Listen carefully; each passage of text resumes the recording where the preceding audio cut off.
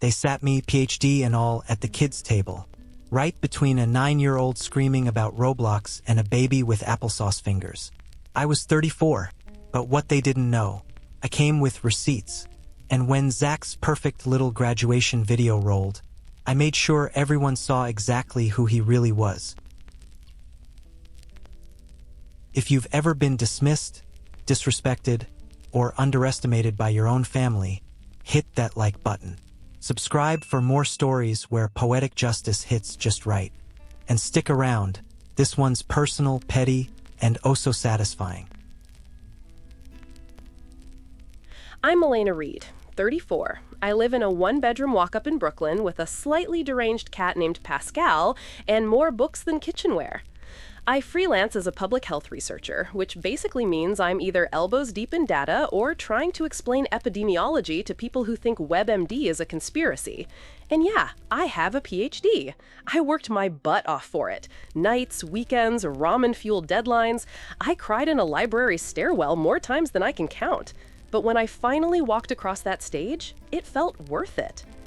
I thought it might mean something, that maybe, just maybe, it would finally get me a seat at the metaphorical table. But in my family, a PhD just means you think you're better than us. See, I come from a loud Southern family where love is measured in how much food someone piles on your plate, and success is defined by who talks the biggest game. Barbecues are events, storytelling is blood sport, and the louder you are, the more people think you've made it. In that world, my cousin Zach was it. Quarterback, always had the freshest shoes. He once got a standing ovation for flipping a hot dog without tongs. I'm not kidding. His dad owns like 7 car dealerships. His GPA? Dubious. But his popularity? Impeccable. Meanwhile, I was the awkward one. Crooked glasses, obsessive reader. I was the weird cousin who brought her own book to family reunions and asked uncomfortable questions about processed meat. When other girls were learning to flirt, I was building spreadsheets for fun. And trust me, nobody wants to sit next to a kid doing SAT practice during halftime. Once I moved to New York for grad school, the whispers started. I was too big for my britches. I talked like a Yankee. Aunt Beverly, Zach's mom, and the unofficial queen of passive-aggressive potluck politics, was the loudest of all. She once introduced me at Thanksgiving as Lana, the family's resident fact-checker. Isn't that adorable? Over time, things shifted. Invitations got more lost in the mail, group texts didn't include me, holiday cards became mysteriously selective. It was like I became the family's glitch. Technically still there, but better left unacknowledged. I didn't stop loving them. I just got tired of shrinking. So when I heard Zach was having a big graduation party, I hesitated. Let's be honest, I was never supposed to hear about it. The invite came through my mom in a weird half-sentence phone call sandwiched between a weather update and an unsolicited tip about turmeric for joint pain. No card, no group text, just a vague, "You probably got the email, but Zach's having a thing this Saturday. If you're free. I know it's far. You're always so busy." Classic Aunt Bev move. If I show, she gets to say I was invited. If I don't, she can tut-tut about how I never make time for family. But something in me cracked, a very old part. Maybe the version of me that still believed in second chances? Maybe the tired part that wanted to stop feeling like I was always on the outside of the porch light. Maybe I just wanted to prove, to them or to myself, that I could walk in with grace and not be shaken. So I said yes. Not a casual yes either. I did the whole thing. I booked a flight, cleared my weekend, and even spent 2 weeks tracking down an original, signed print of Zach's favorite football player. It was custom framed in matte black with silver trim, the kind of gift you give someone you've forgiven in advance. I flew in, rented a car that smelled like leftover Pine Sol and ambition, and picked out a dress that said, "I'm polished, but I'm not here to win." Simple navy, belted waist, heels low enough not to intimidate. I even curled my hair. I arrived right on time, pulled up to the kind of suburban mansion that screams financed during the 2005 housing boom, and there she was. Aunt Bev, in her full floral glory, holding a tray of sangria like it was a torch from Mount Olympus. She spotted me stepping out of the car and froze, like she'd just seen a tax audit materialize in front of her. "Oh," she said, her lips twitching into a smile that never reached her eyes. "Didn't expect you to actually show up."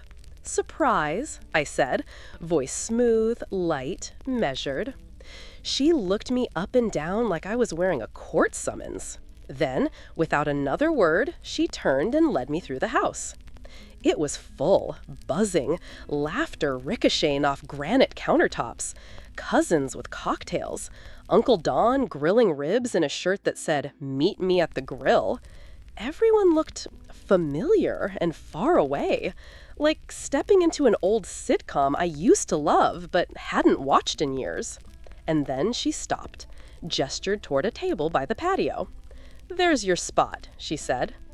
I looked, and I swear I actually blinked, like maybe my eyes were messing with me. It was a folding table, wobbly, the kind they use for garage sales and bad decisions, covered in a plastic tablecloth with cartoon bees and glitter glue smears, cartoon paper plates, a spilled Capri Sun pooling behind a stack of half-done mazes. 2 kids under 10 were mid-scream about Roblox skins. One had a chunk of peanut butter in his hair. And no place card. No napkin, no chair pulled out waiting for me. Because no one planned for me to exist. I stood there, holding the gift, a literal symbol of my effort. And I waited for someone to say it was a mistake, for my mom to wave me over to her table, for someone, anyone, to say, "Lana, come sit with us." But nothing happened. I glanced across the yard to the main table, the one with the white linen cloth and the custom centerpieces shaped like little graduation hats. Zach's football buddies were all there, drinking iced tea like it was whiskey. His girlfriend perched like a hawk beside him. Her parents, too, nodding and laughing at something Uncle Ron was saying. And then I saw it. An empty chair, right next to my mom. Aunt Bev followed my gaze, leaned in, voice syrupy and cold. "You're not offended, are you?" she asked. "We just assumed you wouldn't be into the festivities." It hit me, not like a slap, but like slow acid. Not a mistake, a message. I felt my ears burn. My grip tightened on the frame, the corners digging into my palm. But I smiled, because that's what I'd been trained to do. I smiled and said, "Of course not. I'm happy to be here." But inside, something old snapped. Something that had been quietly cracking since I was 12, and she said I looked too serious to ever get a boyfriend. Since prom night when Zach spilled punch on my dress, and she laughed like it was a sitcom blooper. I wasn't going to cause a scene. No, I was going to write one. Because here's what Aunt Bev forgot. I don't just know data, I know people. And I don't forget things. And in that moment, standing at a glitter-smeared table with a Capri Sun slowly dripping onto my foot, I remembered something. Zach's thesis, his independent research project. It had crossed my desk 2 years ago when I was consulting for an academic watchdog group. Something about it felt familiar, suspiciously familiar. I let it go at the time, figured it was a coincidence. Not my circus, not my clown. Until now. I stood there with that gift still in my hands, the weight of it suddenly unbearable. It was like holding proof of my own foolishness, my own belief that this family could change, that maybe, just maybe, I was finally going to be welcomed, seen, celebrated. But I wasn't. I was tolerated. Tolerated in the way you tolerate background noise during a dinner party. Heard but ignored. And that chair, the empty one next to my mom, that was never for me. That was a coincidence, a misfire in their plan to leave no trace of my presence. And that's when the memory came back. The thesis. 2 years ago, I'd volunteered for a short-term project with an academic watchdog group. We combed through submissions from students suspected of submitting recycled or plagiarized research. One case stood out, a suspicious group thesis about predictive analytics in sports recruitment. It was too polished, too mature for a group of high school seniors. Something about it rang a bell. And now, standing there with a cheesy bee-themed tablecloth flapping in the breeze, it hit me. That thesis hadn't just rung a bell. It had practically stolen my ringtone, because I'd peer-reviewed the original 2 years before, submitted by a student at a community college as part of a scholarship program I helped design. I remembered it vividly. It had been brilliant, humble, and entirely authentic. Zach's version? Nearly identical. Some rewording, some graphs redrawn, but the heart of it, the core analysis, the conclusions, the citations, were all lifted. The kicker? Zach had claimed it was a solo innovation, part of his personal research during the pandemic lockdowns. At the time, I let it go. It wasn't my jurisdiction. And honestly, I was exhausted. Watching patterns of fraud is one thing, fighting them alone is another. And back then, it wasn't personal. But now, it was. Because this wasn't just about a stolen thesis. This was a pattern. A family culture that treated me like an afterthought while throwing parades for a boy who'd never worked a day without a shortcut. A culture that clapped for charm and ignored character. I knew exposing him would burn bridges, but the bridge was already ash, and I wasn't the one who struck the match. Still, I had to be sure. I wasn't about to make a claim based on memory. So I excused myself, walked calmly to the bathroom, locked the door, and pulled out my phone. I searched my old email chain with the watchdog group. Sure enough, the flagged thesis was still there, PDF attachment, timestamped. I scrolled through it, my breath tightening with every familiar paragraph. Then I opened Zach's digital portfolio, which Aunt Bev had posted on her Facebook a few weeks earlier, with the caption, "So proud of our boy's brilliance." Brilliance, apparently, looked a lot like Control-C, Control-V. Side by side, it was damning. The same case study, the same mistake in line spacing, the same misattributed quote from a 2013 MIT research paper. I couldn't have made it up if I tried. I took screenshots, archived everything to the cloud, and sat there, shaking, not with nerves, but with clarity. I wasn't just going to clap politely through this circus. I was going to unmask the magician. I remembered how Aunt Bev had announced this party on Facebook with a countdown, like it was the royal coronation of some future tech CEO. "Come celebrate Zach's achievements," she'd written. "Top of his class, full ride to a prestigious program, thesis work already being considered by a national youth research board." Of course it was. It wasn't his. And the worst part? I wasn't even shocked. I'd seen this play out before. The charming boy who bends rules and still gets applause.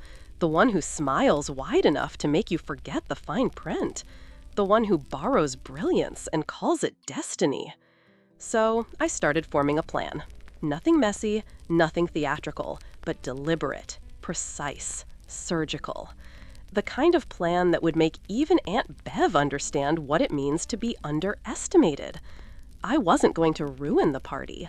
I was going to reclaim the truth, because the lie had gotten too loud, and I'd spent too long letting silence be mistaken for consent.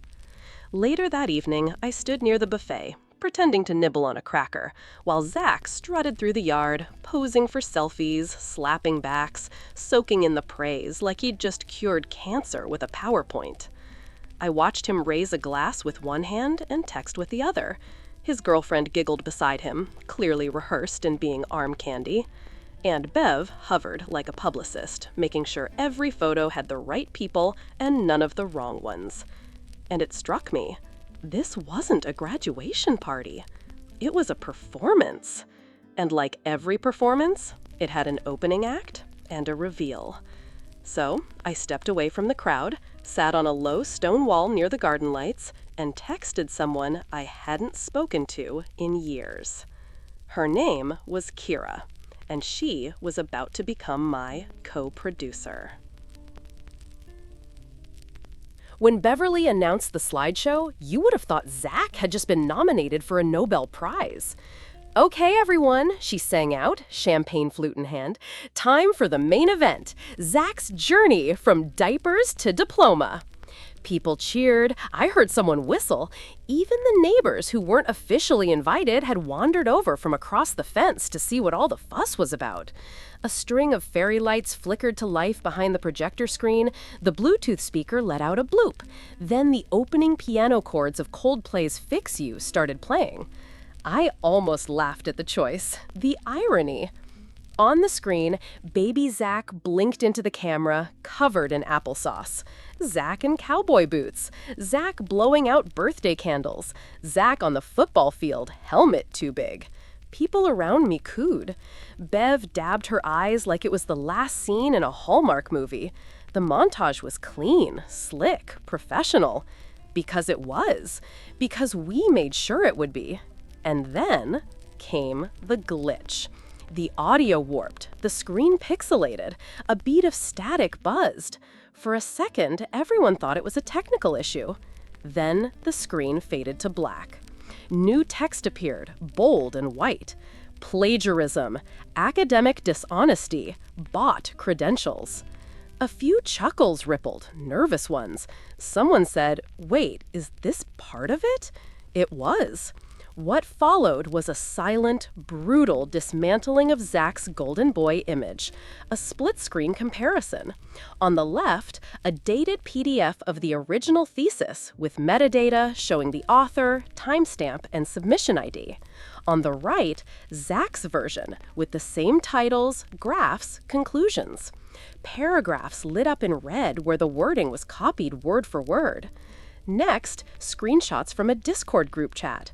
Zach's username, his message. Lol, just paid someone to rewrite the intro. Easy A. Then a video, grainy but clear. A Zoom call recorded without his knowledge.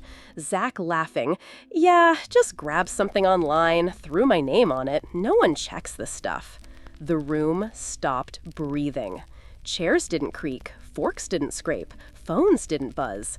Even the dogs, for once, were silent. I stood a little toward the back, near the drinks table, watching their faces. Aunt Bev's mascara visibly shifted as her mouth fell open. My uncle blinked rapidly, like the shrimp cocktail in his throat had suddenly turned radioactive. Zach? He froze. Then, in a wild burst of motion, he shot up from his seat, knocking it backward with a screech. "Who the hell did this?" His voice cracked halfway through, which somehow made it worse. No one answered. My mom looked at me, eyes wide, mouth parted. Her hand trembled slightly as she placed her napkin down, like she was waiting for permission to breathe. I said nothing. I just picked up my plate, walked calmly across the grass, and sat down at the long adult table, the one with the real guests, the one that had, all night, served as a boundary line between inclusion and invisibility. I poured myself a glass of wine, sipped it, crossed my legs, and exhaled. Because here's the thing they never understood about me. I don't yell, I don't throw fits, I don't plead for scraps. I strategize, and tonight, I executed. It hadn't been easy. Coordinating the remix meant weeks of planning.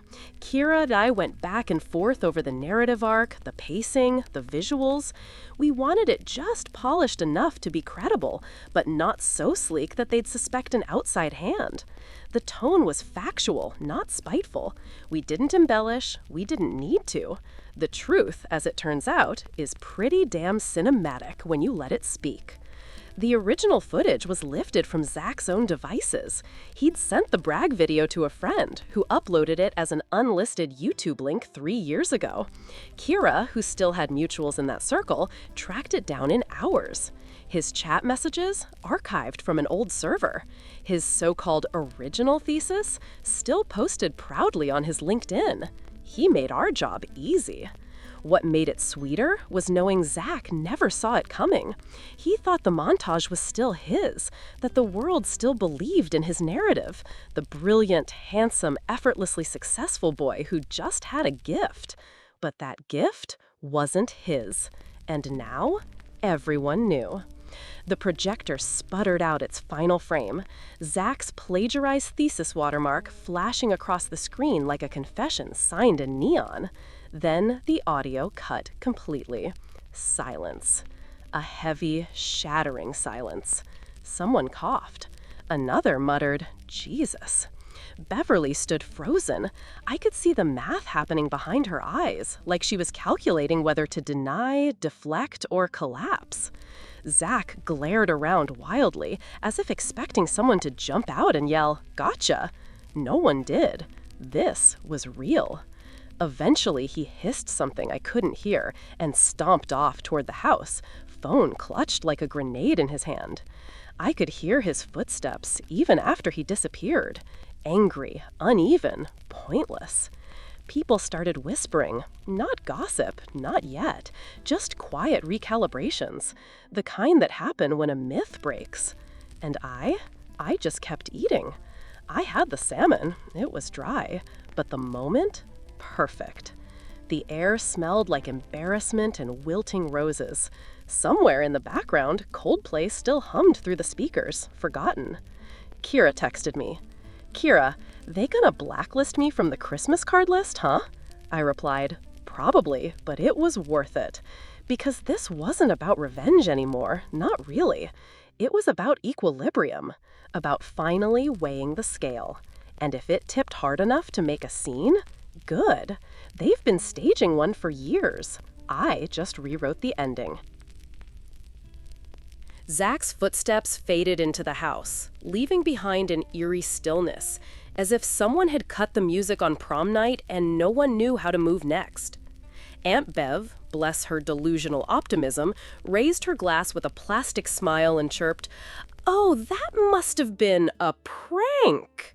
No one bought it. No one even humored her with a pity chuckle.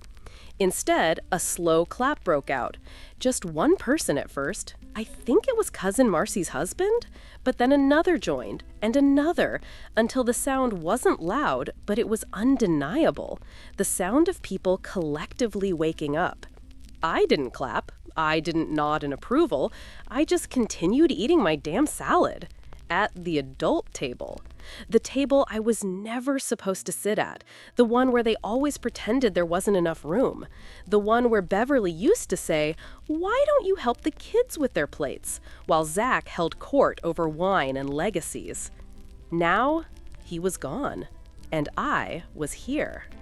I caught snippets of murmured side conversations floating across the lawn. "Well, I always wondered how he passed econ. Didn't he get that internship because of Charlie's golf buddy? Honestly, I knew something was fishy when he claimed he wrote that AI ethics paper in a weekend." No one was loud, but they weren't protecting him either. For once, I didn't feel like I was shrinking in a room full of people who pretended I wasn't there. I felt grounded, centered, not triumphant, just real. My mom sat stiffly beside me, eyes darting toward Aunt Bev, as if she still held on to the hope of smoothing this over. Eventually, she leaned over and whispered, "Was that really necessary?" I set my fork down, turned to her fully, and said, quietly but firmly, "More than you know." Because it wasn't about Zach, not entirely. It wasn't about one stolen thesis or a montage hijacked. It was about every dismissal that stacked on top of the last, every look that said I wasn't enough, every choice they made to pretend my worth had to be borrowed, while his was just assumed. And now, I didn't have to prove anything. It was right there, projected across 12 feet of fabric, in full-color humiliation, with receipts no one could unsee. People began getting up to grab dessert, but there was no buzz, no laughter, no easy conversation. The party had shifted. The vibe had cracked. Even the fairy lights seemed a little dimmer. But I was fine with that. I sat there for a while, quietly sipping wine, letting the dust settle. The quiet wasn't awkward for me. It was peaceful, like walking into a room that finally echoed your footsteps instead of swallowing them. Someone came up to me later, a second cousin or friend of the family. I didn't recognize her. She touched my shoulder and said, "That was brave." I didn't know what to say, so I just nodded. And when I looked up, I realized something. I was being looked at. Not judged, not dismissed, seen. It was weird, and maybe it wouldn't last. Maybe they'd rationalize it tomorrow or try to rewrite the memory to make it less damning. But for tonight, I wasn't invisible. I wasn't the girl at the folding table.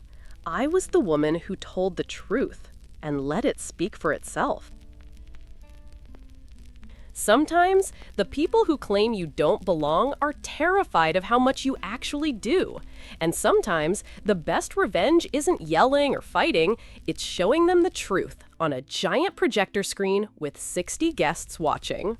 Have you ever been underestimated, pushed aside, or told you weren't enough? Just to prove them wrong in the most satisfying way. Tell us in the comments. Like, share, and subscribe for more stories where justice isn't just served, it's deserved. And remember, sometimes the kids' table is where legends are born.